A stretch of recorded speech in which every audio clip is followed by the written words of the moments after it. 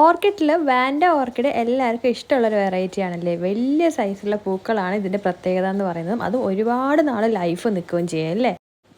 പക്ഷേ Wanda orchid എല്ലാവരും വാങ്ങിക്കാൻ മടിക്കുന്നതെന്ന് പറഞ്ഞാൽ അതിൻ്റെ റേറ്റിൻ്റെ പ്രശ്നം കൊണ്ടാണല്ലോ. മെച്ചൂർ പ്ലാന്റ്സിന് ഒരുപാട് റേറ്റ് വരുന്നു, ഇത്രയും റേറ്റിൽ വാങ്ങിക്കാൻ ബുദ്ധിമുട്ടുണ്ടെന്ന് പറയുന്നവർക്ക് വേണ്ടിയിട്ടാണ് ഈ ഒരു വീഡിയോ ചെയ്തത്. നമുക്ക് വാൻഡ ഓർക്കിഡ്സിൻ്റെ സീഡ്ലിങ്സ് വന്നിട്ടുണ്ട്. അപ്പോൾ ഇതുപോലെ തൈകൾ വാങ്ങിച്ചിട്ട് അതിൻ്റെ ഓരോ ഗ്രോത്തും ഓരോ സ്റ്റേജസും കണ്ട് അങ്ങനെ വളർത്തി ഇഷ്ടപ്പെടുന്നവരും ഉണ്ട് അല്ലേ. അപ്പോൾ അങ്ങനെയുള്ളവർക്ക് വേണ്ടിയിട്ട് നമ്മുടെ സീഡ്ലിങ്സ് ഇപ്പോൾ അവൈലബിൾ ആയിട്ടുണ്ട്. അതിനോടൊപ്പം തന്നെ മെച്യൂർ പ്ലാന്റ്സും അവൈലബിൾ ആണ്.